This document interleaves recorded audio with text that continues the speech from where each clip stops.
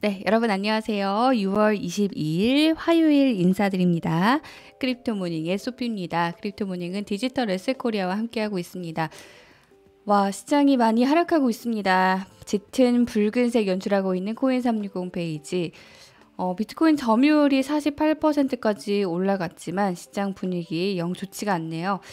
일단은 코인 마켓캡 가보시면 비트코인 7거래일간 20% 하락으로 그래프가 쭉 내려오고 있어요. 반등을 시도했지만 이내 무너지는 모습 연출하고 있고, 이더리움도 주간으로 25% 하락하고 있습니다. 도지코인 주간 40% 급락세 보이고 있고, 대부분의 디지털 자산들 현재 주간으로도 두 자릿수, 또 하루 동안에도 두 자릿수 하락으로 시장 대응을 하고 있네요. 자, 이렇게 시장 분위기 좋지 않은 상황에서 상위권 100위까지 봐도 오르는 종목은 없습니다. 시장 조정이 좀 짙게 나오고 있는 상황에서 업비트에서는 리플이 733원 기록하면서 전거래일 대비 20% 가까이 빠지고 있고, 도지코인이나 비트코인 모두 하락세가 짙습니다. 오르는 종목 없는 상황입니다. 정말 오늘 시장 많이 좋지가 않은데요. 오늘의 주요 뉴스 일단 짚어보고 의미 있는 뉴스들 몇 가지 좀 살펴볼게요.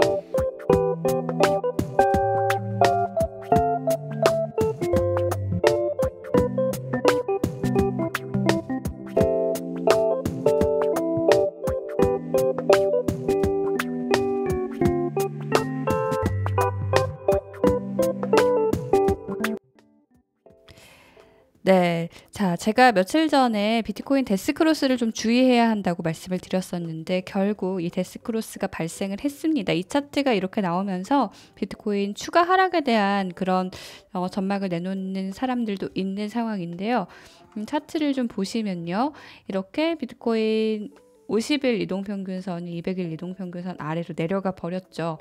로이터에서는 지난 5월 19일 저가인 3066달러 위로 일단 버티는지 봐야 될 것 같고, 만약에 그 아래로 더 내려간다면 이건 더 안 좋은 신호가 나올 수 있는 것이다 라고 분석을 하기도 했습니다. 자, 비트코인이 32,000달러 아래까지 떨어지면서 시장 분위기 좋지 않은 상황인데요. 역시 원인은 중국에서 왔습니다. 중국에서 채굴업체들을 모두 문을 닫게 하겠다라고 한 데 이어서 실제로 스촨성에서 채굴업체들이 문을 닫아야만 했고, 중국 중앙은행이 현지 시각 월요일 알리페이나 주요 은행들이 크립토 트레이딩 하는 걸 막겠다라고 발표를 하면서 중국발 리스크가 또다시 시장을 이렇게 끌어내리고 있습니다. 글로벌 타임즈의 분석에 따르면요, 90% 이상의 중국 채굴 회사들이 아마 문을 닫을 것이다 라고 이야기를 하고 있는데, 실제로 문을 닫고 채굴기를 이동하는 모습도 포착이 됐다고 하는데요. 그만큼 지금 중국에서는 강하게 또 규제가 나오고 있는 상황입니다. 크립토 데이터 펌 크립토 컴페어의 CEO 찰스 하이턴은요, 중국은 종종 이런 걸 한다라고 조금 이런 이야기를 했는데, 중국발 리스크가 최근에 시장에서 많이 조금 화제가 되고 있는 상황입니다. 네, 어제 제가 비트코인 해시기 레이트가 낮아지고 있다라는 소식도 전해드렸는데, 결국에는 채굴을 해도 수익성이 크지 않으니까 채굴을 중단하고 저가에 그냥 팔아버리는 그런 현상이 나타나고 있는 거죠. 채굴자들의 수익이 떨어지면서 나타나는 현상인데요. 이런 여러 가지 상황을 두고 오펜하이머의 애널리스트가 어떻게 보고 있나 CNBC가 보도를 했는데, 이 오펜하이머 애널리스트는요, 200일 이동평균선 아래로 내려가면 상황이 좀 안 좋다라고 이야기를 했습니다. 지금 현재는 200일 이동평균선 아래로 가격이 내려가 있는 상황인데요.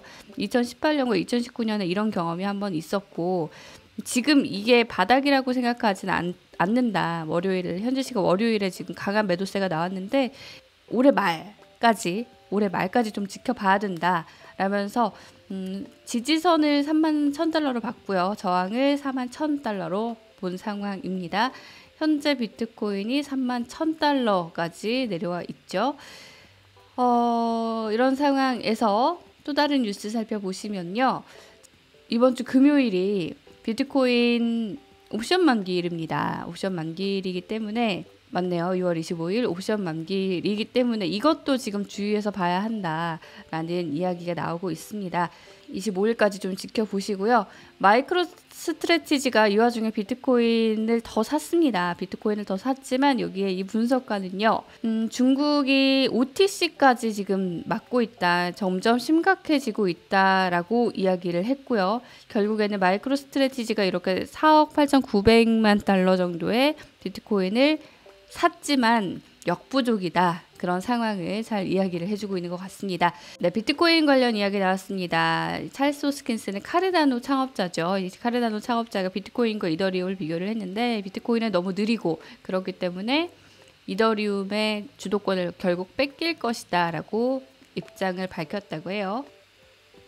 내가 두 시스템 사이에 베팅을 해야 된다면 이더리움이 비트코인을 이길 것이다 라고 이야기를 했다고 하는데 지금 상황에서는 사실 비트코인이냐 이더리움이냐 보다는 시장의 악재들 규제 쪽에서 오는 리스크들이 빨리 해소가 돼야 되지 않을까 싶은데요. 이 중국에서 오고 있는 이 규제 리스크가 어떤 흐름을 보일지를 계속해서 좀 지켜봐야 될 것 같습니다. 자, 마지막으로 주요 일정 확인해 보겠습니다. 네, 앞서 주요 뉴스에서도 보셨습니다만 지금 가격이 이렇게 하락하는 와중에도 모건 스탠리 같은 회사들은 또 크립토 쪽, 디지털 자산 쪽에 투자를 하고 있습니다. 직접 투자를 하는 곳도 있지만요. 회사를 통해서 투자를 하기도 하거든요. 우리가 이런 하락세를 많이 겪어왔기 때문에 어느 정도 내성이 생기신 분들도 계실 텐데요. 아무쪼록 시장에 좀 장기적인 전망을 보시면서 또 섣불리 또 저가 매수를 하시거나 하지 마시고요. 시장 상황을 좀 보면서 대응하시면 좋을 것 같습니다. 자, 화요일 방송은 여기서 마치겠습니다. 좋은 하루 보내시고요. 저는 내일 다시 인사드릴게요. 고맙습니다.